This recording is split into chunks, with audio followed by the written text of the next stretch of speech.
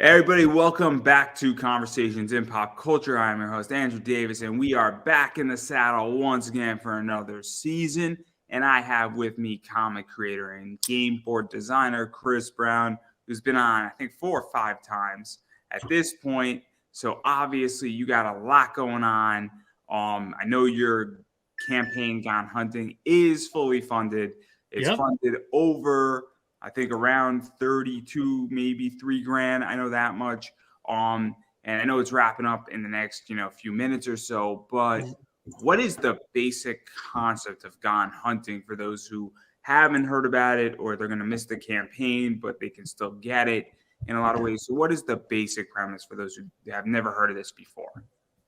Yeah, we are definitely ending in about 2 minutes, and the basic idea for this game is this: you and up to three other hunters, three other friends, 1 to 4 people, and it can be solo, by the way, are building a dynamic and unique hunting ground each time. You're flipping over map tiles so that you can go out, explore this hunting ground, find animals, gather trophies to see who has the most points by the end of the game. You'll be able to buy gear in the store. You'll be able to collect ammunition, get better guns, get dogs, get guide services. Um, and overall, it's meant to be a lighthearted, more family, um, fun drinking kind of game where you're just making fun of each other for missing. That's pretty much what hunting is.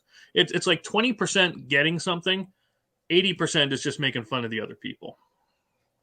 Yeah, so let's talk about this too, because obviously I am not a hunter for a lot of reasons. The main reason is that I really, really cannot track through the woods. It's not a good idea, everybody. It won't be making fun of me. It'll be taking me to the hospital. Not a fun time. But I do like playing board games, and I like sitting in my house and drinking. So, where did the basic idea come from for this game? Because a lot of times I feel board games can be intense. It could be serious, it could be stressful to some degree, or it's an adventure, but it's not just, hey, we're hanging out, Mm-hmm. down the street doing the same old thing that we did last week. Not a thing to do. I'm gonna stop Yeah. right there, but But yeah, believe it or not, it really did come from the old adventure games. Where if you knew Mage Knight, um, and similar style of games where you're going out and you're exploring, right? But I didn't want it to be so heavy. I wanted it to be accessible for, I'd say, just about everybody, because we can't say everybody. Um, and I designed this so that it relies on not a ton of reading. There's symbols for everything, so that you can instantly look at a card or look at a map tile and say, "Oh, that's what it means." It's something you can. It looks daunting, but you can pick it up within minutes, and it's only $20. yeah. So let's even talk about this because you One. tackled two things. So you mentioned two things. Obviously, making the game accessible, Mm-hmm. because I hate to say this, and I'm gonna commit a slightly cardinal sin, but Dungeons and Dragons can be very complicated, can be very intimidating, can have a lot of different things. Obviously, I just backed another D&D game that I'm feeling a little weird about because I'm half and half on it. And it's one of the rougher ones that's happened in the last year or two, but it's very complicated. There's a lot of different classes and then subclasses.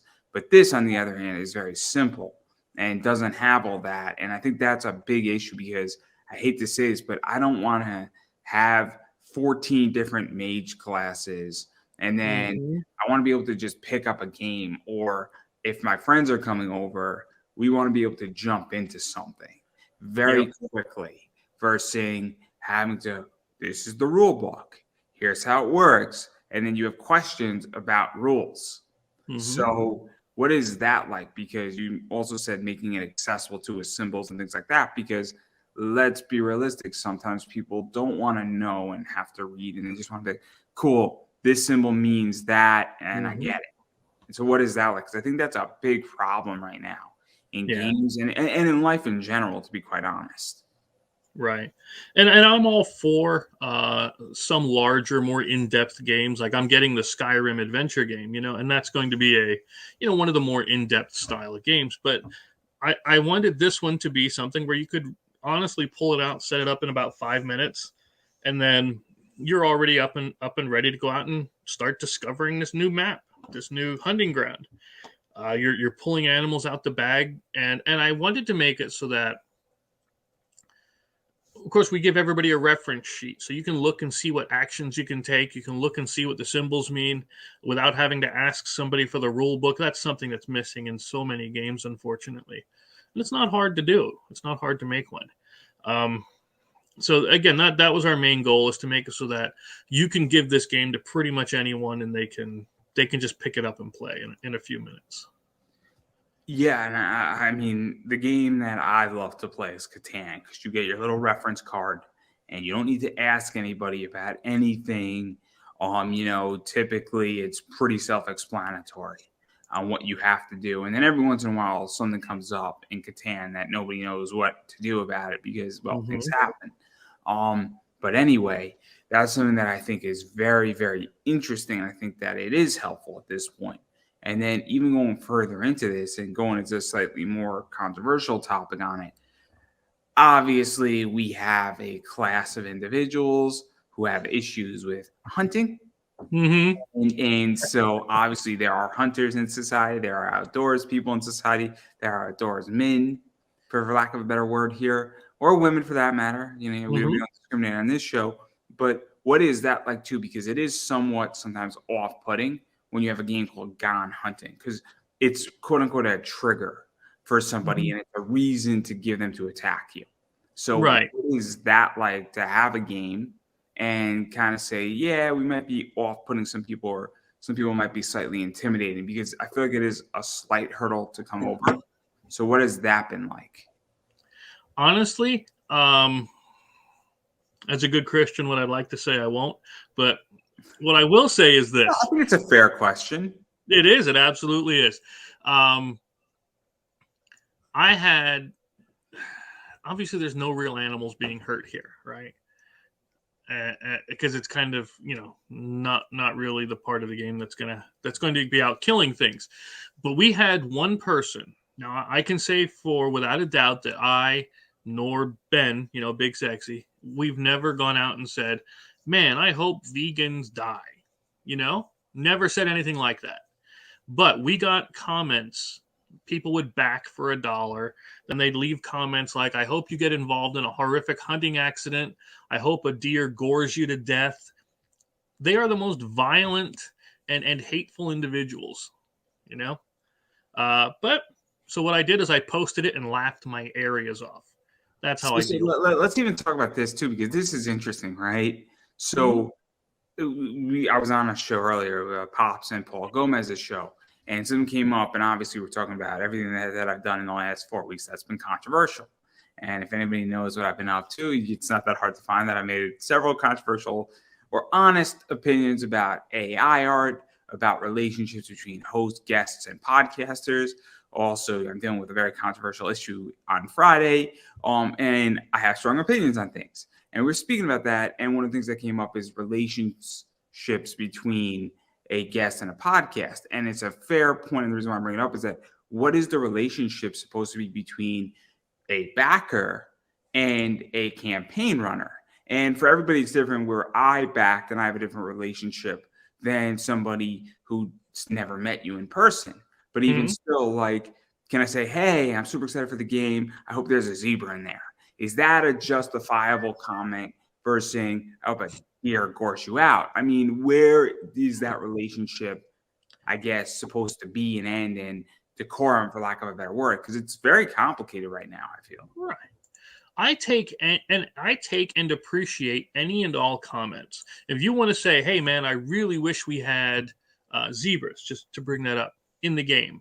I'm like, yeah, we can do an Africa expansion, a safari expansion. That's not a big deal, because to me, I know the game isn't actually killing anything. Yes, if you went out and wantonly killed 52 elephants in a day, I would be dead set against you. Okay, But ethics aside, legality aside, yes, they kill the elephants in the drafts and things that are actually a nuisance and are no longer within breeding range. But that's a whole other topic. But this is just a game. There is no actual harm being done. It's quick family fun, right? We're talking about putting a horror expansion in it, for crying out loud. Are you going to get mad about killing the chupacabra? No, of course not. You know what I'm saying? Because I just find it to be such a weird thing where people just seem to think that, cool, I backed you for $1. I now can tell you to burn in hell.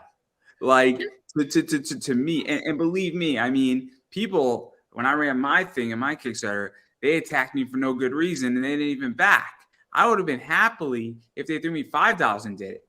It's like, next time I'm going to do that and say, you could do $5 and you could criticize me all you want. Yeah. If you want to throw me $1 and tell me to burn in hell or to die from a deer accident or a hunting accident, I want you to get 10,000 of your friends to do the same thing. Gladly take your $1. It doesn't affect me in one little bit. I'll laugh all the way to the bank. So I just find it a weird thing, but I also find that you actually have done something very interesting where you've had a lot of positive comments as well, and a lot of questions. And I think that's something that is really interesting too, because I've seen it gone both ways on Kickstarter, where I've seen campaigns that have had no comments and have raised, $20,000. And then I've seen campaigns raised $1,500 and have legitimately 90. And there was a few, and I'm not going to mention names, but I think it's rather public, where somebody was wondering, hey, when is this game going to come out? I want to get it as a gift. Oh, when are you thinking? Because let's be realistic here. People want to get gifts for people. And so what is that like? Because you're building an audience, and it seems that it's not a very large audience at the moment, but the audience is very engaged. And it's a very good trait I think a lot of people can take from and really pick up from you. So what is that like? To be honest, this is the way I started it. Okay. I started back in 2012, 2013 doing this whole game thing, right? I've been doing it for a while. And there was an incident where money was stolen and a lot of faith was lost. It took me so long to build that back up because what I believe in is you're not just a backer. You're not just somebody who's handing me money. You're now a friend, you're family, you're somebody we're going to talk to. And I'm not the kind of guy that's going to say, hey, thanks for the money and leave, right? Like you mentioned, somebody said they wanted to back the game for somebody's birthday. Well, their birthday's in February, but the game's not going to launch. The game is in print now. I literally just got the white sample tonight. So I said to them, I said, hey, why don't we come on and we'll play the game with you. We'll do a live stream of the game. Since it's going to be, it's not going to be here till after the birthday, let's have them do that. And they're like, man, that's awesome. So again, treat people like humans, treat them like family, and you have no problems. Yeah, let's even talk about that too, because I obviously saw that post, and the reason why I'm bringing this up is that I think people have to understand, and obviously I'm having Dustin Burnell come on, and I don't think he's going to mind me telling this story where he sells a metal comic for a certain amount, but it was the last day of a con. Somebody only had so much money, and he took, a good chunk off of the metal, but he treated the person. He said, man, I don't have to carry this home. It's the last comic I have in my whole thing. And if I sell them for $30 when I usually sell them for 60, I might make and have a fan for life. Yep. And I think that's something that, is really interesting about board games and Kickstarter is understanding how to generate a fan. And obviously it is very discretionary. There's no science to it, but even you often say, hey, let's do a live stream together. And because that can make somebody's day, it can make their year. It can make, the family, it can make the parent look like a superstar. I mean, let's be realistic. If two parents are going through a divorce, anytime a parent can get a better gift than the other one, it's always helpful. Or, you don't know what that family's going through. And all of a sudden, that can make that kid's birthday one of the best birthdays he ever had. And it's a very weird thing because running a comic company, and I'm sure that hopefully everybody's going to have to deal with my rambling. is very different than a traditional business. And so, what is that like to even just come up with that idea? Because it's very creative. And I think that's lacking in comics right now. Not so much in the actual comics or board games, but even just how to structure a business. Mm-hmm. Yeah, and again, I do, and I admit fully. I wish I don't have my glasses on, so I can't read the comments or anything, so I don't know what's being said. But no, I run things very differently than a lot of people because I'm very much customer and oh gosh, yeah, I really do customer oriented, where it's more about building that relationship to where not only is it, are you going to come back later and back the games, because that's going to happen anyway if you like them, right? I don't want to say I don't care. It's more important to me to build the relationship and get you as a friend. This way, because I talked to so many backers through email. They're like, "Hey, what's this? What's going on with the game here?" I'll send them previews of upcoming games. I'm like, "Dude, guess what I'm working on here?" And I'll send it to them because that's just how I do it. I don't see myself as apart from them. I see myself as a partner with them to help make this work, you know? Yeah, Yeah. and I think that that's something that's really interesting because obviously with Kickstarter, and I think people forget sometimes that your audience and your backers are really making your dream come true. Hmm. And you need to understand how to treat them well, and you need to understand how to make them feel good. I appreciate when a person on Kickstarter makes me feel good for backing. And I'm Hmm. a customer, and I appreciate when somebody sends me a heartwarming message. Hell, when somebody puts it in a post-it note, says, "Oh, dude, thanks so much for the interview. I'm glad you backed my book," means a Yeah. lot to me because they remember saying, "Oh, I know who this backer is," or people have sent me funny messages in Kickstarters, and it makes me feel like I'm a human. And Yep. I understand that sometimes, and in certain realms, professionalism has to take precedent over other things. But I Sure. think it's a big, big problem where I think a lot of people are just really bad at communicating. And I think they need to figure out how to get better at it and Yeah. understand how to say thank you or say something, even saying, "Hey, yo, thanks for making my dream come true. Thanks for helping me fund my book so I can actually draw or write a comic." But Hmm. that's just my opinion at the very least. Yeah. And again, I absolutely believe in the professionalism part, but I think you can be professional, I should say, and still friendly. This way, it's uh, again, it's remaining approachable, because so many times I've tried talking to creators, um, where they just blow you off. They treat you more like you're an annoyance than somebody who's just trying to help them out.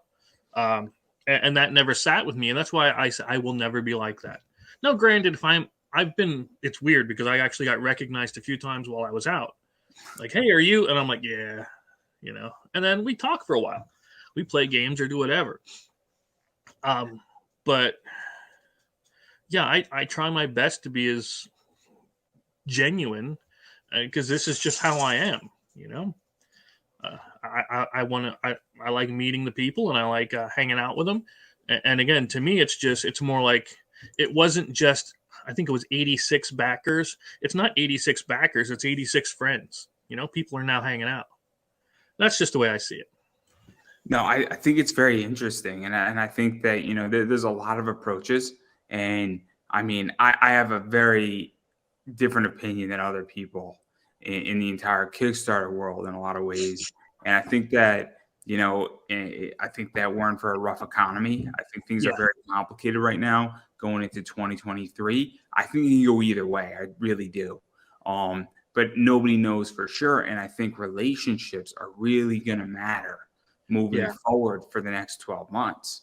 And Yeah. I think a lot of people have forgotten, hey, ask somebody how their day is. I mean, my birthday was yesterday, and a Hmm. bunch of people who I haven't spoken to in 3 years, like, "Hey, man, happy birthday." And so obviously this weekend, I've had a very, very crazy week, very busy week, very top loaded week. what's going to happen is that I'm probably like, yo, man, thanks so much for wishing me a happy birthday the other day. Wish I could have hit you up more, but I'm going to use it to connect with some people that I haven't hit up in comics in a while. And I think, again, relationships matter, but Yeah, that's a whole different discussion. I'm sure at some point I will it's deal with not. that.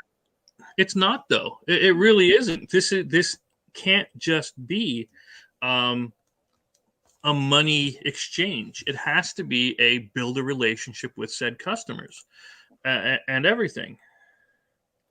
So yeah, it's gosh, what was I going to say?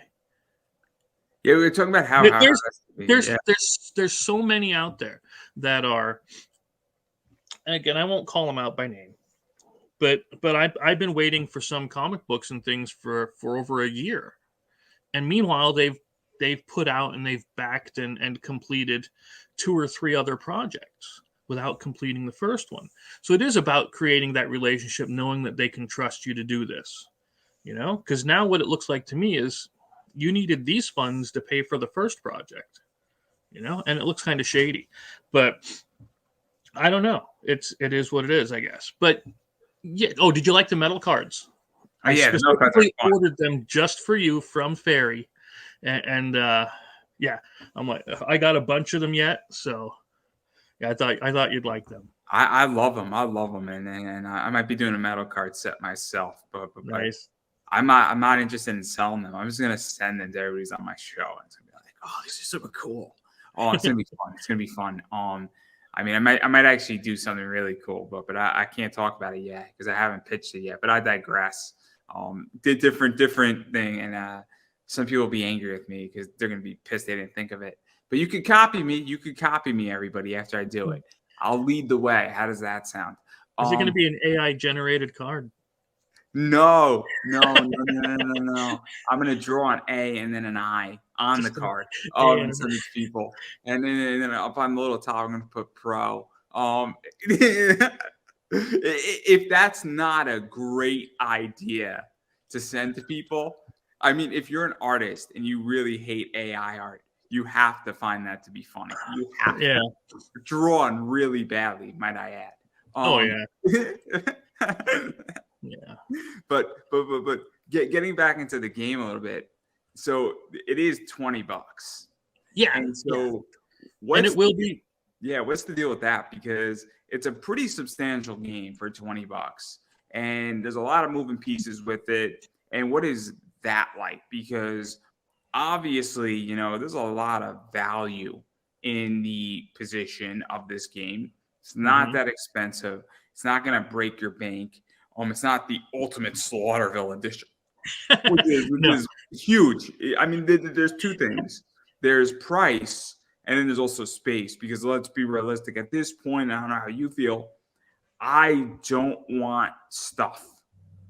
Or the stuff I want is minimal, and I want to pick the stuff I want.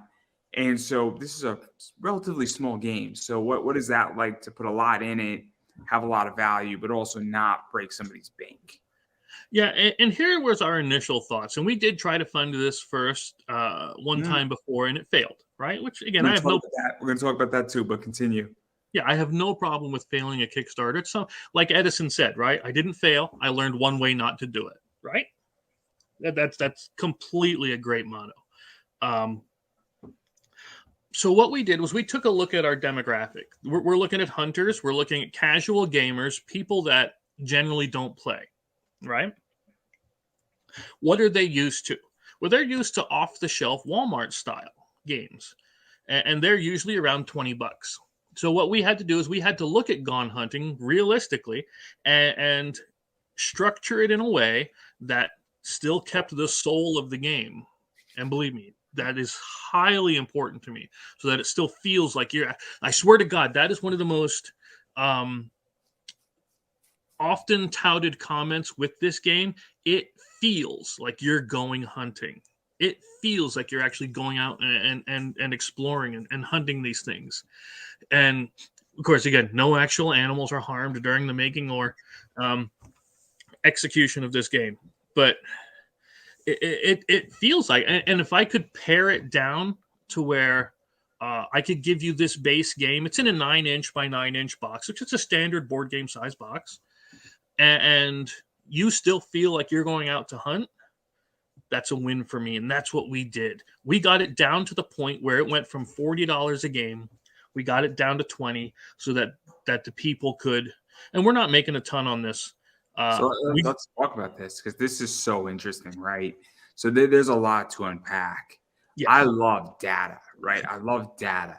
I'm a traditional investor. I'm an alternative investor. I run a business that is based on data, and it's based on past performance as well as speculation. And a lot of it is somewhat scientific, as well as I've been doing it forever that I just get a gut feeling. Yep. So what is that like to say, okay, our demographic wants X, and they want that Walmart off the shelf, 20, 25 bucks. We also understand that we saw a bunch of people backing us, and we have their demographics too, because you get data from Kickstarter. We have other data from Facebook. We have other data from our past performances as well, and an idea of how many people are going to just back this because it's me and it's my brand on Kickstarter, such as Slaughterville, and how many are we going to convert? And then figuring out that number, because this is my biggest pet peeve is Kickstarter or Indiegogo too has a data component to it. And I don't get why more people don't use it.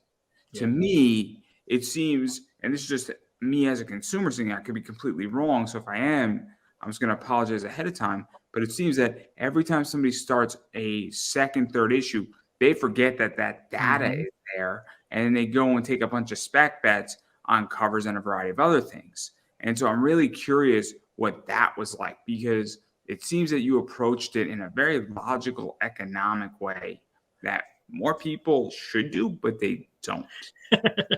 Yeah, I'll admit my degrees in business as well as computer programming have trained me to be logical, rely on spreadsheets and data and facts and figures.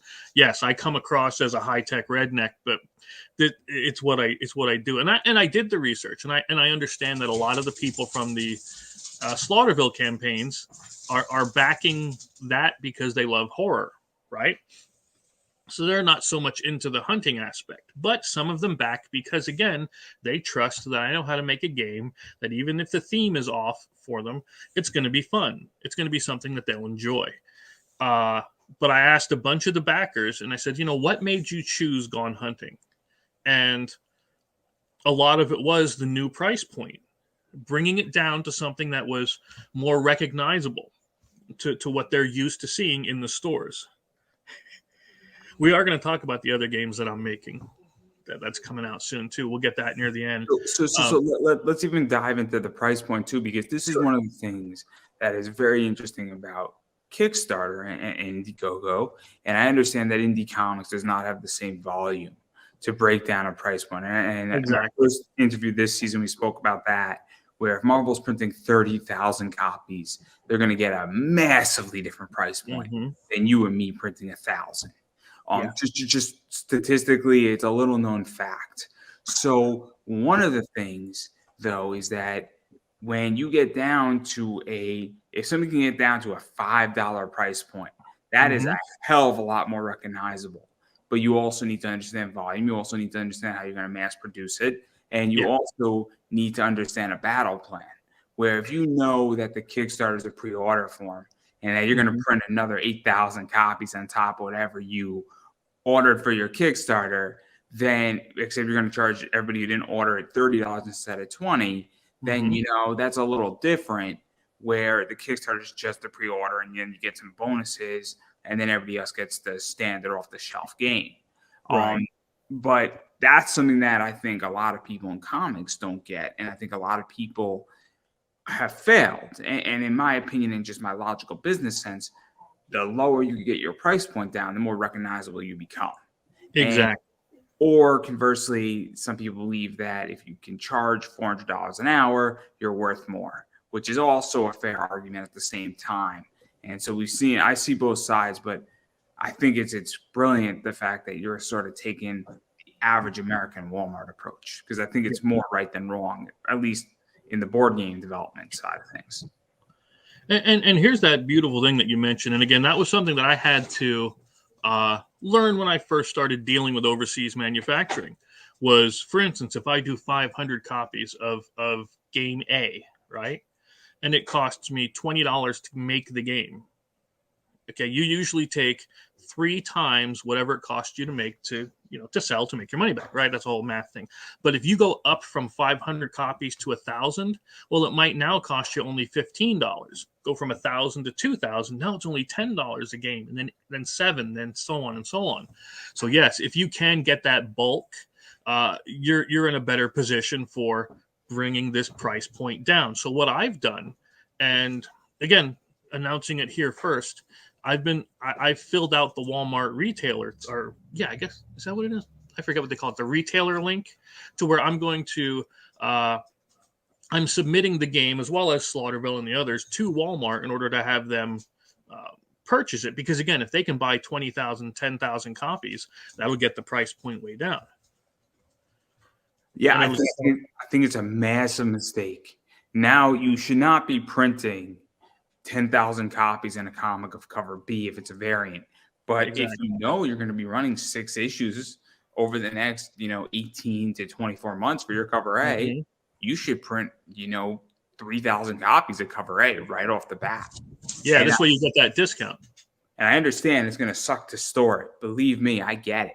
Yeah. But if you're business savvy, you spend money up front to save money in the long run, and you bite the bullet. Now, if you cannot afford it, I'm not telling you to do that at all, because unless you can't afford it or unless you plan for it, then there you go. But if you only print what you ordered and you're in that circumstance because you're brand new, that's what you should do. You should never ever risk the farm for this, because you could fail. And I'm being very honest. I don't want anybody to fail. I want everybody to be successful, and I want everybody to win here, but you can fail. So you should only risk it if you can afford to lose it. But even still, I think it's brilliant. So, obviously, if you could print 10,000 copies of your game, you're going to get that price point way down, and you're also going to save money in other ways as well. Yeah. Shipping, even just inventory, handling it, moving it out, having it centrally located, all that stuff takes time and money, and you'd be surprised how much that's actually worth for those who are not in business. And I'll be honest with you, I've done something similar to that. Now on my limited exclusive covers, that what do they call them? The virgin cover, the naked cover, variants, virgins. Exactly. That one cover that I have, it's not an A, it's not a B, it's this one cover. It was limited only to that Kickstarter. So I would only order just enough of that copy. But for everything else, I still have copies of cover A for Slaughterville 1, book 1 upstairs, book 2 upstairs. They're still sitting there because, like you said, order in a little bit larger quantity to get a better discount so that you can have them later, so you can offer them as an add-on for the next campaigns. This way they're already here. And also what people don't understand is that, let's say that you're on issue 6, right? You can always discount your cover A, because if you get them for $5 and you're selling for $15, you could always say, look, you could buy all 3 for $36. Exactly. And have the person saving money, and you can always lower your prices. It's a little trick on eBay. I always start high, because somebody can always offer me something and I'm willing to move slightly off. I know exactly how much each item I buy costs and the unit cost, and I know exactly where I need to be to make money. So I think it's a big problem in the entire realm of just business savviness, for lack of a better word. But I digress. No. Like with this one, I was able to buy, I think I have a few hundred extra copies of this game sitting around, because I can now use this as an add-on later, keep it at that cheaper price for everybody, so I don't have to rate, because I've known some people, like, you'll get it at a cheap price during the Kickstarter, but we're raising the price later. Sorry, no. We'll give this to you at the same price as the other things. You just don't get all the exclusives. Yeah, and then obviously, we kind of touched upon it too, but you did sort of, I don't want to say fail, but the first Kickstarter didn't work out. Yeah. with this. And so what is that like? Because this is a big fear. This is one of the reasons why I didn't run a Kickstarter for a very Mhm. long time, is the idea that I was going to fail. But I also went in with my campaign saying, look, I'm just going to gather a bunch of data. Yep. And what's the worst that's going to happen is that I don't fund cool, you know? And if somebody says, well, I knew you were going to fail, Andrew, I'd be like, well, at least I tried something, you Yeah. know? And, Yeah. and I don't see you trying. So Mhm. maybe, you should go try it, and maybe you'll be the one who breaks the entire wrong for us and makes it happen. So what was that like though? Because it is a very complicated thing when you're launching a Kickstarter, you're building it out, you put time and effort into it, you know, Mhm. and now it's clearly obvious that it's not going to work. It's not that you're at 5,000 on day 3 and you got Mhm. 27 days left and you're only moving by $200 every day. What Yeah. was that like? And figuring out, cool, I need to pull the plug, move on to the next thing, and then refigure this thing out and see where it went wrong, because Mhm. that's a tricky decision to make. Right. Now you have the current Slaughterville stuff, right? I think so. Okay, could you please share the thing I just put up? Sure. This was my literal original, the very first Slaughterville campaign. Okay. And it obviously failed horribly. This was, again, the failure at first was something that I took to heart, right? Because, oh my God, I worked so hard on this and it didn't work. You know, it took me a little while before I understood this isn't anything. I have to go back and look at this and see why it went wrong. So when I went and I looked through and I'm like, oh my God, look at this giant wall of text here. People don't want to see this wall of text. They want to see the graphics. They want to see the what the game is. So I learned from that. And then, of course, the art was fine until you get to this was the main entrance, right? These were the villain cards. You can look at this and say, holy crap, that art looks like junk, and it did. Okay, and it took me a while to get out of my own head to say, sometimes you got to throw things out in order to make things better, and that's what I had to do. And yeah, so you can see how bad this art is on this game.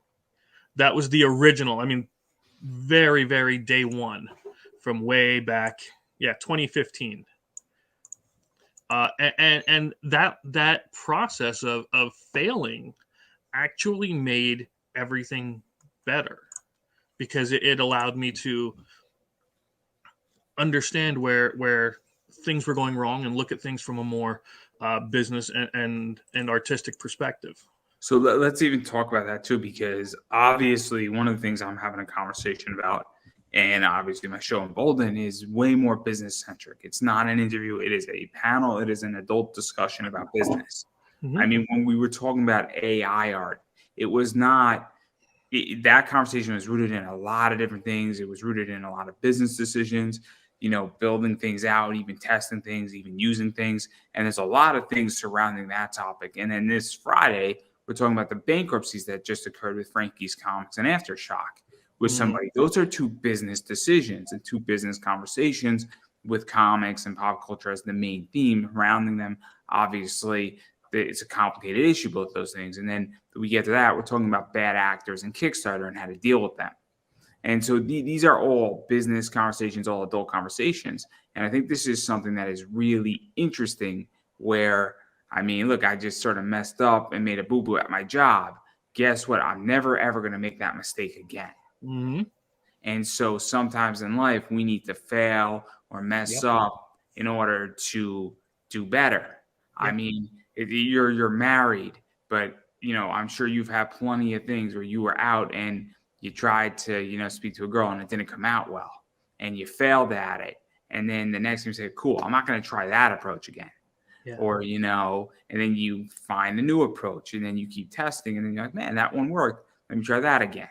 And so I'm using that because I think it's something that everybody can relate to.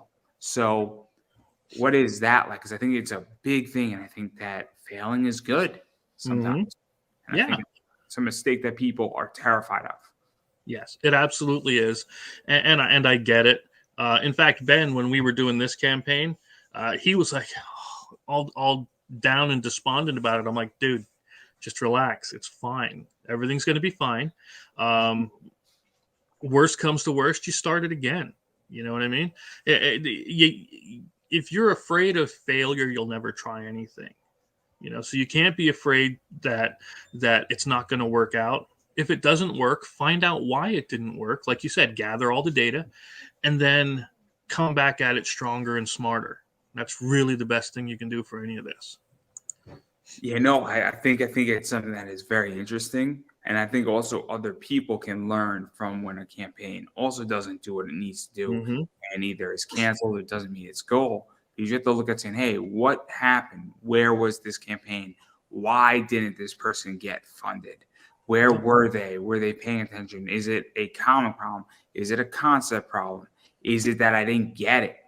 Because there's plenty of campaigns. I'm like, I didn't get it. I don't get this book. I don't understand the concept. I don't understand what a person's trying to do. Or was there too much text? Was there's not enough text?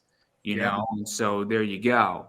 And so obviously I pay attention a lot because at some point I'm going to launch a project and it's comic related. And I have a pretty good idea that there's going to be a paragraph of text. There's going to be a lot of cool images, a lot of cool stuff. And I'm also going to pick my words appropriately. Yeah. And I'm going to make sure that my words facilitate a response. That's a good way to put it. Because I want to invoke emotion, but I digress right there. But obviously, I do want to dive into the rewards too. We spoke about it. There are no zebras. I'm very distraught. I'm going to go and I'm going to go modify this game the way I want it to. I'm going to go build the African Safari edition. That's going to be fun. And we're going to do it in black and white. So the only animal on the safari is going to be zebras. Zebras and penguins. Yep. Yes, exactly. The penguin is coming. It's going to be wonderful. It's going to be absolutely wonderful. I'm going to go to like a dollar store, and the animals will be made in Vietnam. I just want to make that crystal clear. It's the international safari version. Oh, it's going to be great. It's going to be amazing. It's going to be the best thing ever. I'm going to film the entire thing. It's going to be like a solo hunt. It's going to be great. And then don't worry. I'll film it and I'll make sure that my tag is Wookiee. Oh, it's going to be so good, everybody. It's going to be so good. But anyway, I digress right there. You have a bunch of interesting rewards on this, but your rewards are simple. And you have a print and play, meaning a person can just print out the game components. And because you really actually don't need animals. You don't really need a pawn, or a bunch of people have a bunch of this stuff, or you can go buy your own animals technically. Yeah, if you wanted to get one of those little what do they call them, those buckets from the store, and use them as proxies for like miniatures almost, you could do that. But I mean, it comes with all of the images of the animal tiles. It comes with all the cards. It comes with everything except dice and pawns. It has the tokens with it, so you just have to print them out. Is all. Print them out and cut them out. And some people enjoy it. In fact, I'll be honest with you. The reason I offer something like that is because for the individuals overseas, especially who don't want to or can't justify the shipping of a game from the U.S. to the EU or other places overseas, so they'll get the print and play copy and just print it out themselves. Because it is different than a digital comic where somebody can get a digital comic and they're reading it digitally because they don't want to pick it up from overseas. So obviously, I mean, you can't really send a game digitally to be read. And so the next best option is to print and play. But I've never seen that. I actually think it's a brilliant idea because it really does solve an issue when shipping is $50, $60, and the game is $20. It's not like the Ultimate Slaughterville edition, which is $140, but you have everything you need in that game. Yeah. This, on the other hand, is a very small game, and then all of a sudden it becomes like $100 game, It's a hard justification, I feel, for certain countries. Sure. And then obviously there's also the Gone Hunting PA edition, the physical copy of the game, which is the Yep. $20, which is everything you're gonna need. Um, Hmm. and so that's just the basics. And Yep. then the retail pledge, if you're a store and you want 6 Absolutely. copies at $75, you're getting a pretty big discount. Hmm. With stretch goals. So some of the Yep. stretch We goals are love our retailers. and so what is that like too? Because this is a big thing, and I'm now getting into the retail market on the Kickstarter side of things and Indiegogo. And my biggest pet peeve is when people are selling me a book at a price that I can't make a dime on. And I'm like, I want your book. I'm willing to take a spec bet on it, and I'm willing to hold on to it for 2 years, have a rough time selling it. Hmm. But you have to sell to me at a price where I can make maybe 30% on it because I need room to wiggle. So what is that like, finding that sweet spot? Because I think it's a big mistake in comics Yeah. is creators don't understand that the person you're selling to is not a customer, is not a backer. Right. They're a reseller. They're a store. They have a store, or they know that they can distribute it for you essentially. So what Right. is that like to kind of put it at a good price point? Not to ramble on. No, no, and that is the justification for doing the retailer pledge. Is you know that one, they have to make their money. Two, it's now getting many copies of the game in front of more eyes, so it's a marketing aspect of it as well. Um, but I've been dealing with retailers for how many years now, and I understand that you can't sell them the game at MSRP because they'll make nothing on it, or they'll have to double the cost of it in order to make anything, uh, which prices it out of most people. So it's a standard practice for retail sales to give them a steeper discount. Plus, it helps the campaign. If they buy a bunch of copies, it helps everybody out in general just by doing that. Yeah, no, I think it's very important, and I think that it's a big problem where I think a lot of people just don't understand that it's expensive to Hmm. carry a project that doesn't have a track record. And even if it does have a track record, it's complicated. Yep. And, I've backed retail pledges and I've sold some of it and I still have some of it from 2.5 years later. And I don't mind holding on to it. It wasn't huge amounts of money. I mean, I backed some that was $45 for 15 copies of a book. It's not the worst thing in the world. I back things where I got like 9 copies of a book, and they're good copies of a book, and I like it, but it's going to take a while for it to sell. I understand that. I'm okay with that. But Hmm. the unit cost and the risk versus the reward is perfectly fine. Hmm. So I'm very, very satisfied. But again, it was $30 for 9 books. It was $45 for 15 books.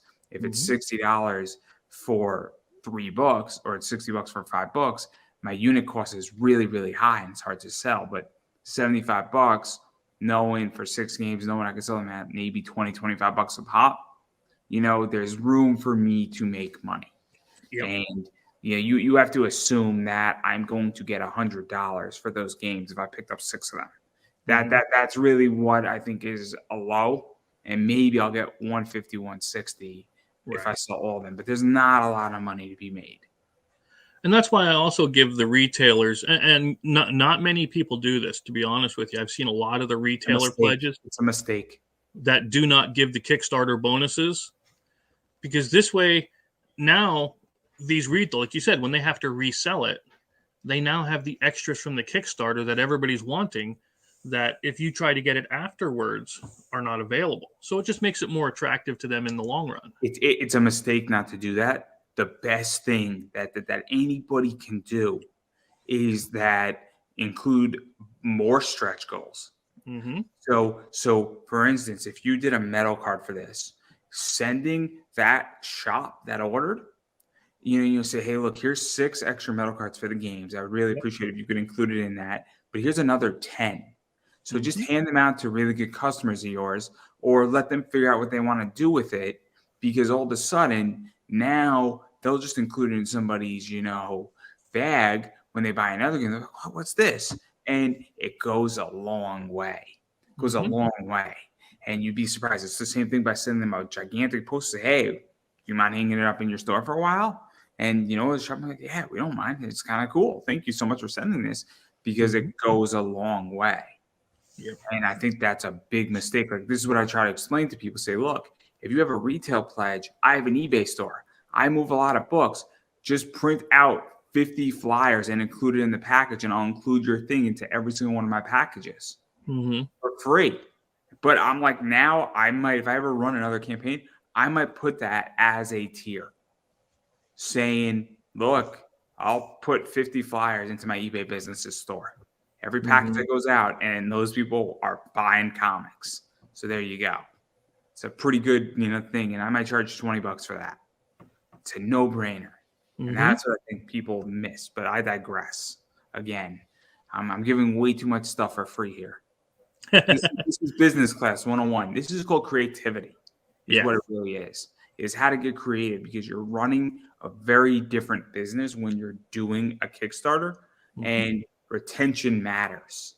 Yeah. And anytime you can reach a new audience at pennies on the dollar is how you should do it. And it's a big problem in comics. But again, this is what this new Friday show is all about. But I do want to talk about some of the other things also. There's one more reward that I actually love too, and that's the custom card. Yes. The only thing that's allowed is inappropriate items, right? Yeah. No, that's the only thing we don't allow is something that's inappropriate. But yeah. But you could put, your business. You could put Mike's Car Wash is a perfectly acceptable thing. You could put, Joe's Deli. You could put, Global Gas Station if you wanted to. You could put whatever you want, and all of a sudden, I mean, hell, you could put an advertisement. You could get creative with it if you want. I have a cute little elf. If I wanted to do this and I wasn't broke, I could put my cute little elf that says Pop Anime Comics or Conversations in Pop Culture with a microphone on there. And now I don't know what the card would do. Right. But, perfect card right here. Guest on a podcast, miss around. Well, or even better than that. It would be, let's see, media event at the cabins. At the base camp, there's a media event. Everybody goes back there this round, but you gain dice and you gain something for going back, right? Because I want to make sure it's a give when somebody backs like that. I want to see that their thing is positive. Like you mentioned, I want mine to take away. That's what I want. Evil. No. All jokes aside, But you get the idea. I mean, I could throw in a crazier idea for somebody if they really wanted to. You could put a QR code in it if you really wanted to. And all of a sudden now you could have a fun card with cool art on it, and you could have a QR code, and boom, somebody scans it and they're brought to your business. And if you're an online store, it's a no-brainer. It's a no-brainer. And that's what I don't get, is that it's a brilliant, brilliant concept. And this is what, and I think, correct me if I'm wrong, those cards are going to be in every iteration of the game, right? Yeah, every time we reprint the base game, that card is going to be there. So all of these copies, every time we make any reprints of Gone Hunting PA, that's going to be there. Now, when we do Gone Hunting Montana or Gone Hunting Alaska, well, that's a different game. I mean, it's still going to be compatible with PA. You can combine them, but that's a new campaign then. You follow. Yeah. So this is and this is one of the things that I get agitated about, and people know my stance. And this is one of the controversial interviews that's happened in the last 4 weeks, is when somebody does an interview, it is a permanent piece of media. If it's on YouTube, if it's a podcast, if it's somewhere else distributed, Facebook, it is a permanent piece of media. And I think that this card, in a lot of ways, is a permanent piece of media. And exactly. And so you might not get your $150 or $160, whatever it costs, back today. But if you look at this on a long-term basis, there you go. I have an eBay store right now, little strap for cash, due to Christmas. But for me, it makes a lot of sense the next time you do something like this for me to throw my eBay store up there, get some really cool art. I got to figure out what I want to do in the art department, but all of a sudden throw a QR code, and now all of a sudden someone's going to scan it. They might come to my eBay store, and I might get a lot of business for the next year or two from everybody who backed this, everybody picks this up, and who knows what person is going to reach into, and somebody might be like, I got 10 grand, I want to buy half your store. And it happens. It happens a lot more than people realize. And so that's something that is very, very powerful, in which that, while it's a board game, you never know who's looking at what.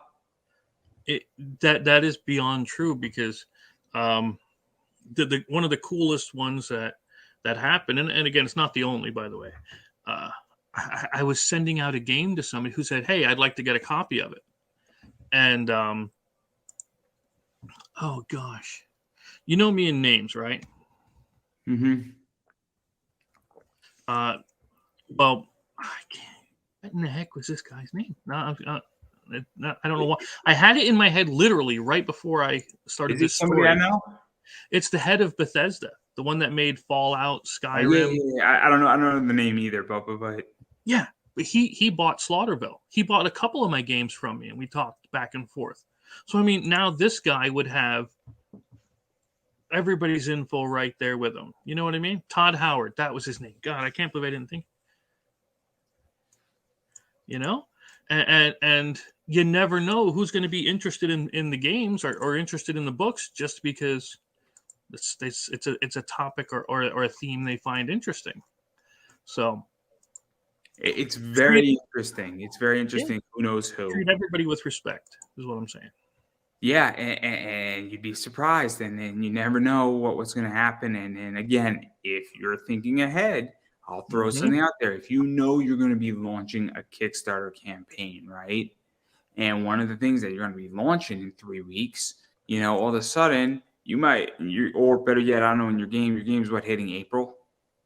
Yeah, it should be in April. Yep. So if you know you're hitting a campaign in April, you might want to have a Kickstarter card with that QR code.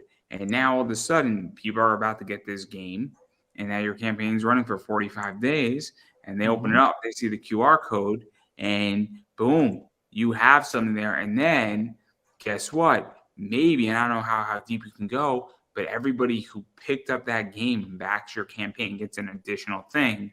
And you can get very, very, very creative with this. And you can become, and now they get a bonus gift because it's a cross promotion within a cross promotion, which is an awesome concept. And then that card becomes somewhat cool and becomes a memory. And now you don't think that person's not going to remember it. Of course they are. And there you go. So, you know what it's just, this allows for a lot of opportunity. I think it's brilliant. That is one thing, I'll be honest with you, I would love to see Kickstarter do, just like what you mentioned. Now, Indiegogo does it with their secret tiers, right? Where you can offer a hidden tier that is only for a select, like patrons or former or prior backers, that kind of a thing. Unfortunately, Kickstarter doesn't allow that I'm aware of. But you can do it with Backer Kit. You can send a, like you said, QR code and say, hey, when we launch the Backer Kit, enter this, take this code, and you'll get a special item, you get special cards, you'll get a discount on shipping, you'll get something. That is something that would be a good thing to do. Yeah, no, I think again, people have to get creative, and I think that this stuff has to evolve. I think, obviously, with to get even more controversial, with the way that there's 9 now campaign crowdfunding sites out there at the moment. And let's be realistic, 9 is probably 5 too many. And if we're going to be really honest about this discussion, it's 5, maybe even 6 too many. So this is what needs to happen, is that there's not enough. There's enough projects, but I'm not going to have 9 different accounts for 9 different crowdfunding sites. And I'm not going to use 9 of them. I use Kickstarter and Indiegogo. To get me to Super Crowdfunder, you have to have one hell of a project. And you have to have the project of the year. It's nothing against those projects. It's just that I don't want to migrate over. Right. And That's something I heard a lot.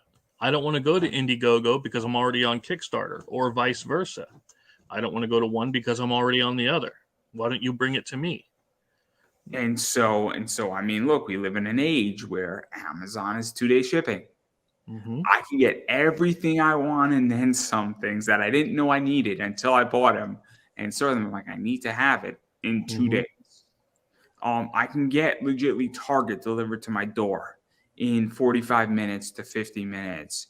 And I could get it delivered cheaper than what it would cost me to drive to Target and back. Yeah. So we are in an era of bring it to me. But what I think is that you just said something where having those tiers and having a reason to come and giving me a reason to back, that's what I think needs to happen. We're in that era. And I think it's a really, really good point. And that's why I say there are probably 5 or 6 too many crowdfunder campaigns and sites out there that don't add anything new. They haven't developed a new thing for me. Right. The only thing that Kickstarter has that I appreciate is that they go into the blockchain. And as you can tell, I'm a big crypto guy now. So, but I'm not Kevin O'Leary crypto guy. I'm Michael Saylor. Because we're setting sail not to the moon, but simply to Mars. It's going to be a fun one. I'm telling you, 20x, guys, 20x. All the way. But anyway, I'm going to get you and me both in trouble. Don't worry. We could change our names to the Bitcoin Bros. There you go. Yeah, exactly. It'd be great. But yeah, so even going further into that, obviously you have that. You also have a bunch of add-ons appear on the outdoors, indoors. That's going to be fun when I go on there. I promise I will be only half drunk. I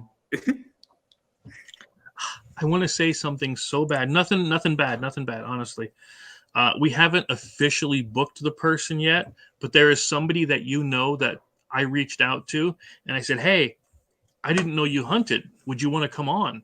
Because he was just posting his hunting pictures. And he's like, "Heck yeah, I'd love to come on." It's somebody you know. And it's somebody, it's pretty cool. I'm pretty psyched about it. I'll tell you offline. Who do I know? It's I don't think it's DJ Croft. I don't think it's DJ. No. Is a hunter. God bless him. If he's a hunter, I'd gladly talk to him. I'm just saying. Oh, I love DJ. DJ is like such a nice guy. He seems like it. I like the Superman pick. He was pretty good. He's got a great one. This is the Superman pick, everybody. It's great. He's got the perfect physique for it. But I'm sure you'll tell me. But now my head's spinning. I don't know who it is though. I might actually know who it is. You think? I'd say because when I tell you later, you'll be like, "What?" I'm like, "Yeah." Yeah, I have an idea who it is. But anyway. Checking the schedule and doing all that. But yeah, it's all about building that community, building the relationships, building the. So you got that show, which is about hunting, not about comics. Yep. You got Slaughterville books 1 and 2. Yes, 3 coming soon. Yeah. So 3 is coming soon. You got Gods of Metal. I know that you can get another hunting game or an additional one, or if you didn't get it and you got something else, you get that. If you get Slaughterville 3, I know that is possible. You get Slaughterville 2, the deluxe edition. And then if there's something that is not on this campaign relating to Slaughterville, or somebody wants a bunch of stuff, I mean, they can pretty much get whatever they want that you have. For the most part, I don't know if you have Colt Z still left. Nope, it's sold out. So there you go. Now collector's copy. So there's a lot of stuff you can get, and a lot of cool stuff is up there. So and if there's something that you want, that is not on this, and Chris has it, I'm sure he'll sell it to you. I'm sure he will. I don't know what is not on there that you still have that you're willing to sell, but even still, I have a feeling that there's something that might have been missed, but a lot of it hasn't. So that's something to keep in mind, and those are all add-ons. And so it's good stuff. And as a wise man once said, I like money. Mr. Krabs. And but no, it's. I'm glad you brought up the add-ons because we are going to be doing backer kit for this. I love backer kit. I know they've always been good to me, and we are going to have every one of these things available as add-ons. If you missed it, you can still go to backer kit to pre-order it for the same $20. I just don't have the backer kit site set up yet. It usually takes 2 weeks after the campaign ends before that's all fully set up. But once it's out there, we'll promote it. We'll tell you where you can go pre-order it, and it'll come in hopefully April. We got Slaughterville 3 that's in the port now. It's actually in Philadelphia, but it was flagged by customs in a random check. So like, all right, that's going to take another 2 weeks till that gets here. So, but yeah, Slaughterville 3 is right on the. Literally, I could drive there in like 2 hours to pick it up, but it's in the customs office. They're really just wanting to play it. That's what's going on. You should have just been like, look, man, if you wanted a copy, I get it. Yeah, I understand. You should have just asked. I would have sent you a whole box. Yeah, you could have speeded this up. Your whole would have been good. None the wiser. You could have come on a live stream. It would have been great. What do we need to do? Get this right.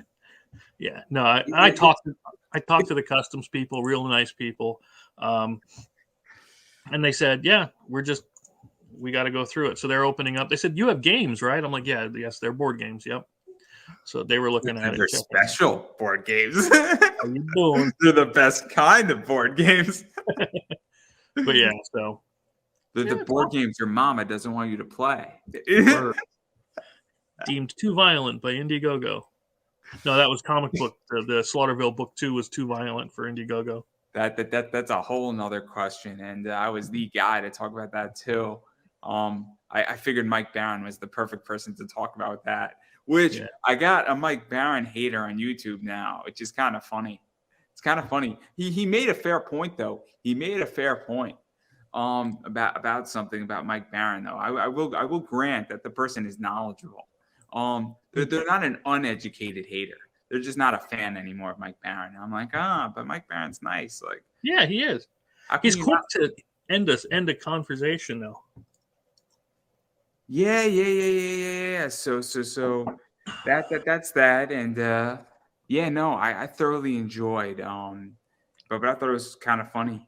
With that. But yes. So a lot of cool stuff's going on with that, and obviously that's coming. So be on the lookout for that, everybody. And I'm sure that when it comes, there you go. But yeah. And also what's cool about you is that you're in the comic realm with Slaughterville 3, I think the book, right? Yeah, that's coming soon. Third one's coming. And then so obviously that's coming too. And you're a weird breed because you're bridging the gap between comics and board games. And they are maybe second cousins is a good way to put it. Yeah. And so what is that like? Because you have real insight into both of those worlds. And I think it is a real skill to understand both of those worlds because they are different, but they are similar. And I'm just curious what your take is on that because you got a foot in both of them now. Yeah. Well, it all started back like in 2005, when I had my novel published. And I've always liked telling stories. And I see board games as a way for me to help you tell a story, right? So I use my games to give you the medium to tell what happens in Slaughterville. What about your hunting story? What about your time when you tried to build a heavy metal band and save reality from demons? That's what my goal is if I can get you to tell your own stories inside of these games, then I've won. Then that I consider that a success more than monetarily, right? The money is secondary compared to what you can do in the game. Now I took that then and I said, well, what's my story for in this case was Slaughterville. So I wanted to write the comic, the graphic novels, telling what happens in my game, in my story when I'm playing. It might be completely different for yours, but now you get to know what I was thinking. So that's what. Plus, it's a good, fun horror romp. And actually, the third book has parts in it that Kat, the wife, she won't read. It's too gory. She said it's too gross. I won't read it. So naturally, I had to keep those in there. Yeah, I can't wait. I can't wait for people to see that. That's pretty awesome. I'm psyched about it. I know it's depraved and sick, but because I try to be the nice guy, but not in that case. It had to happen. Yeah. Well, it's going to be interesting, and obviously that's coming, and obviously we're not going to go through the whole Slaughterville thing because that's been well documented in the last 3 interviews, for lack of a better word. But obviously you got a lot going on, and you got a lot of stuff happening. You got a lot of projects going on. You're a busy man, for lack of a better word. And so obviously, what do you have coming out next that we should all be on the lookout for? I'm glad you asked. I actually have what I'm calling Indie Comics Battleground is a deck building combat game for Max at Atrocity Press. He might change the name, but I like Indie Comics Battleground. On my side, for Laughing Rogue, I have, of course, more Slaughterville coming, always. More Gone Hunting is coming, but the next big game that I have is called Scene of the Crime. It's a 1920s, 19 noir era game where you are actually a detective going out, finding evidence, and asking and interrogating suspects while trying to figure out who committed whatever the crime was. And it is completely randomized, where if you find a tire iron in one section, it'll give you one part of the story. But if you find it in another part, maybe it has nothing to do with the story because it's supposed to be there. And it gives such replayability to this game. That's why it's taken me about 2.5 years so far to write this. It's going to be awesome. I can't wait for it. Well, I mean, that's going to be fun. That's going to be interesting. If you like being a detective, you like being in the noir kind of style, you're going to love this. Yeah, no, there's a lot of stuff, and it should be interesting. And obviously, I mean, it's what you're doing, and completely randomized games are always fun. So that's going to be a fun one that you're going to put out there, and I'm sure we're going to talk about that when it comes out if I'm still doing it. But obviously, that's what's going on, and I do want to talk a little bit about just the scene of everything as well, and touching on even the last question, going back to it slightly. Obviously, I don't know if you've been to any cons recently, but the entire comic world and board game world has gotten, let's say, interesting in the last 3 years, let alone the last year. And I'm just curious what your take is on the whole market, because I've noticed a lot of changes just personally. I've noticed a lot of demeanors change. I've noticed a lot of things changed. A lot of stuff has happened in the industry. It's no secret that Aftershock has gone bankrupt. It's no secret that we are in very terminal times. Also, media collectively is interesting right now. The World Cup happened, which was cool. There's something positive there. Yeah, I guess. We're not all pessimistic individuals here. But all jokes aside, what do you feel, I guess, the state of pop culture is and comics and board games are? Because we're in a very weird time, and we've been in a weird time for the last 3 years, let alone the last year as well. Yeah. Unfortunately, with the rare exception, this is the new norm. I'm going to fight against it. Let's put it that way. I don't think people know how to tell a story anymore. Again, with the rare few exceptions, people are now more about self-inserts and putting out a message than they are about giving you a good story. I liked the Superman War World. That was pretty good. That was one of the more recent ones that I read. But for the most part, it's just boring and dull and preachy, and it's just nothing interesting about it. They don't know, like you take the movies, they don't know the characters. They don't know, they almost hate them the way it seems. Now I have hopes for Ant-Man and Quantumania because that looked kind of badass, I ain't gonna lie. That looked So, pretty so, good. so let me ask you a question about just movies in general. So, did you Sure. see Avatar 2? No, I will never see Avatar. Oh, No, oh, no. oh. See, this is It's Fern Gully and Dances with Wolves. I'm sorry, no. I'm sorry. I'm sorry. So you talk about a story, right? This is that. This is see. Everybody says I'm not going to go see Avatar 2. Avatar 2 is the exact opposite of what everybody says they hate. It was a story, and the last Really? 45 minutes of it, the whole movie is 2 hours, almost 3 hours, builds up to the last 45 minutes, and you're like, man, me and my friend were like, dude, like we feel weird now. Like, what Hmm. was this about? Like, there was some deep symbolism, and I'm like, you actually care about these characters. You care about what happened. You care about the end result. And I'm like, but Marvel legitly screws up their characters and they hate them. And this movie loved them. And everybody's saying Avatar 2 sucked. And I'm like, wait a second. There's clearly a miss here where you all have a perception of Avatar 2. And then you're like, but they don't make movies or comics like that. And I'm like, I want a comic like Avatar 2. Because it See, was I never saw it, so I can't say anything about Avatar 2. I can't comment on it.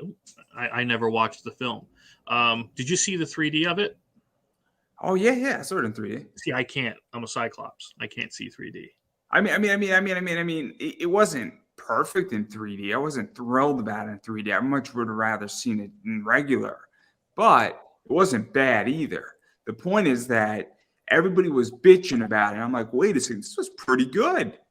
Like, this was the exact opposite of like Love and Thunder. Like not that Love and Thunder was hard to top. I mean, Christian Bale did not save that movie by any stretch of the imagination. He was Yeah. quite illiterate in that movie. Yeah. He's a very literate man. I just want to make that crystal clear. Very, very well spoken. Was not his good or best performance, but the idea is that I think that's the problem. I don't even know if it's so much anymore that it's preachy in comics. I think it's the idea that nobody even everything that's not preachy, people bitch about. And you bitch about the preachy shit too. And I'm kind of like, what are we doing here? You got a movie that is exactly what you wanted, and nobody went to go see it, and everybody's saying, oh, it's a bad movie. And then next round, you know what James Cameron is going to do? He's going to say, guys, you know what? I heard you're preaching this. We're going to do Thor: Love and Thunder, Avatar 3. You asked for it. You're going to get it. And that's where we're at. That's why I bring this up. I think it's a problem. I think we need to hire real writers again. Yeah, I miss actual writing. I mean, I could fix DC in like 12 months if they just give me the ability to write for them. I would fix Superman in an hour. Mm-hmm. I have the exact story. I got 12 issues prepped up right off the tee. That's going to make everybody be like, this is so woke, but it's so damn good. I'm going to give us Black Superman. Well, they already have that. No. I'm going to give it to you in a different way. I'm going to make Superman the president of the United States. Yeah. They have President Superman. Yes. Action number 8, New 52. We're going to take that story and we're going to run with it all the way to the bank. Yeah. And I'm telling you, I'm going to make millions on it. Millions. I'm going to get that stock price trading up at $52 a share. Single-handedly. And then I'm going to bring back the Green Lantern Corps. Yeah, they ruined that. Don't even get me started on that. I want the Guardians back. And I want them to be what they were meant to be, Guardians. Yep. And then we're going to bring back the Teen Titans. And rule number 1, Tara's coming back alive. And kill her again. Because one death is not enough. But don't worry. We'll have Trigun kill her, and then we'll have Raven hook up with Beast Boy after they kill her dad. It'll be great. I got this whole thing planned out. I'm going to an event here with all this. It's called Election 2028. Think about the covers on that one. Think about it. I'm gonna single-handedly produce so many covers for DC Comics, and they'd be like, dude, and I'd be like, bro, and they'd be like, dude, bro, it's gonna be great. Don't worry. You could be the EIC. Yeah. Now that I got you and me both canceled on my revival of DC's entire plans, Yeah. I have like 6 events. I have 6 titles. That's all I need. All I need to turn that company around in an hour. Mhm. It all starts with President Black Superman. Mhm. I'm telling you, he'll have a press conference, save the world, and be back in time to go have dinner with his kid. Mhm. Now, that is a true leader right there. Making sure that the nukes don't go off, holds a press conference, and still has time to perfect his jump shot. I'm just saying. Yeah. I'm gonna call it like I see it. Like again, I miss the original Guy Gardner kind of a thing, and Lobo, and that, and they don't have any of that these days. What's the best Guy Gardner moment ever in comics?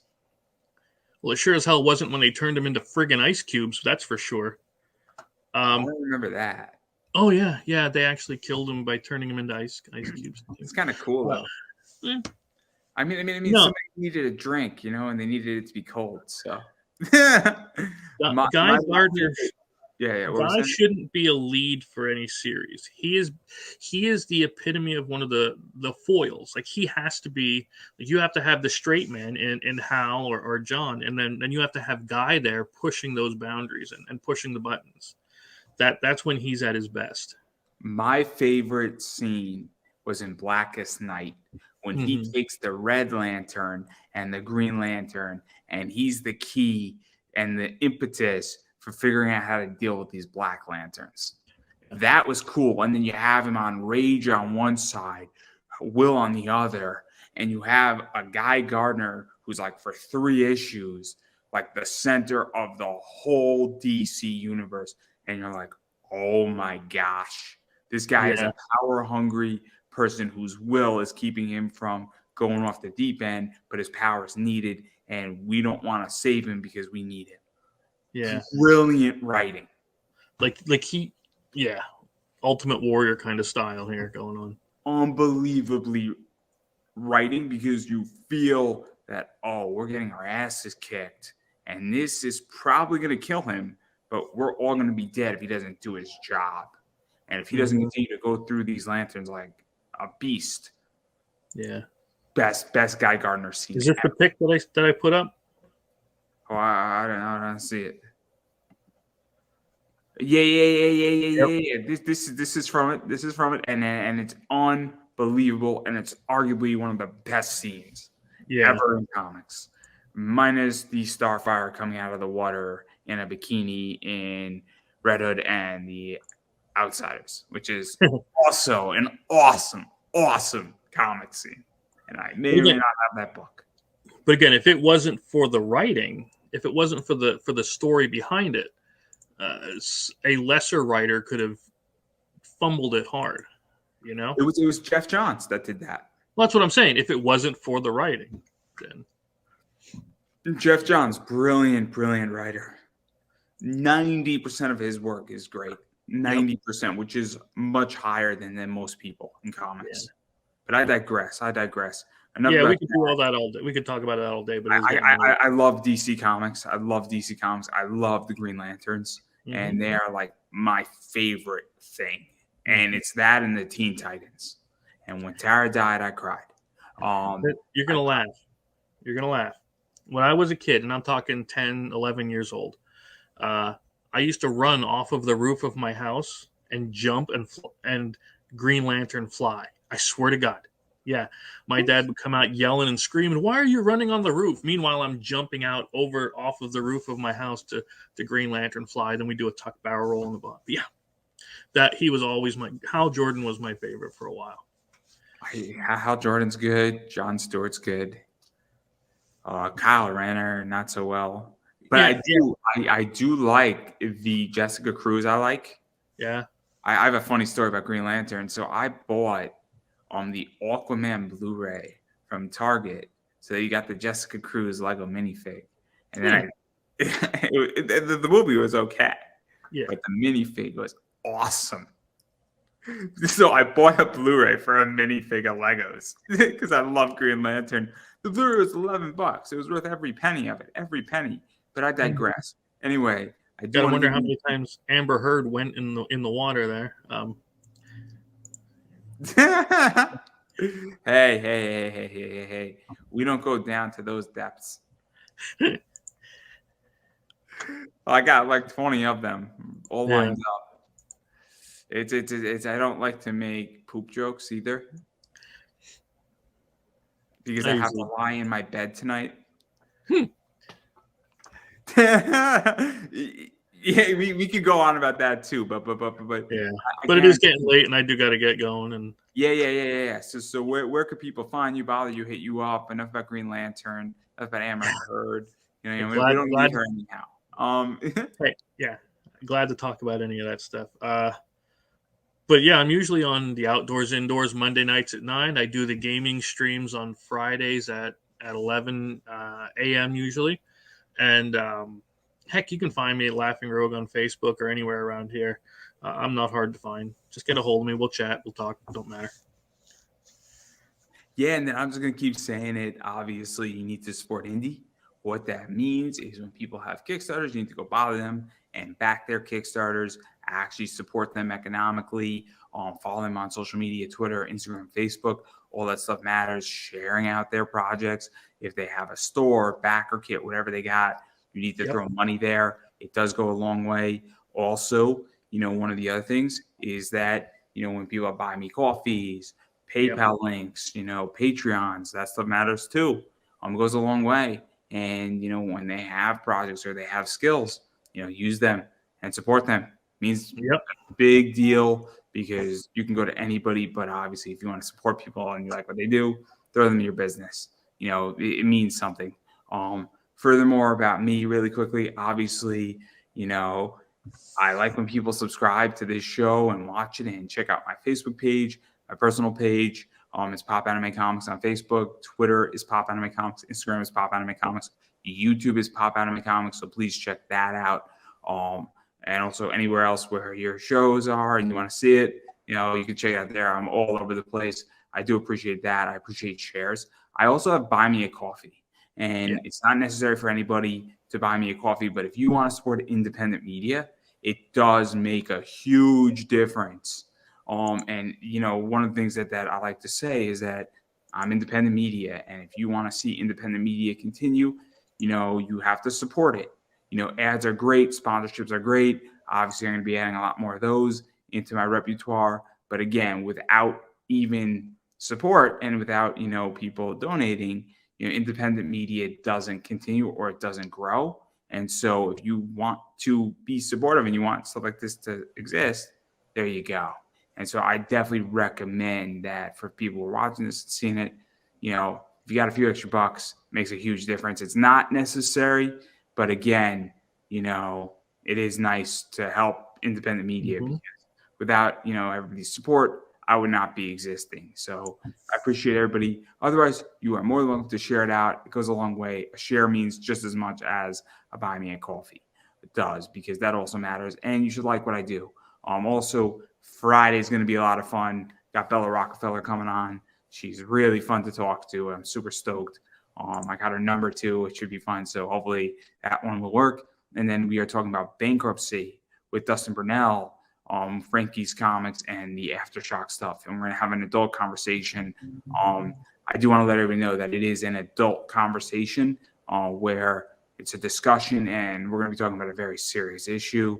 So, and it's a free, open discussion about that. So if anybody would like to join, you're more than welcome to come on that one. But on that note, I'm going to give you the final word. Again, you hit the nail there. If you don't support what you like, and you don't have to support everything, but if you don't support what you like, it's not going to be there. A share costs nothing.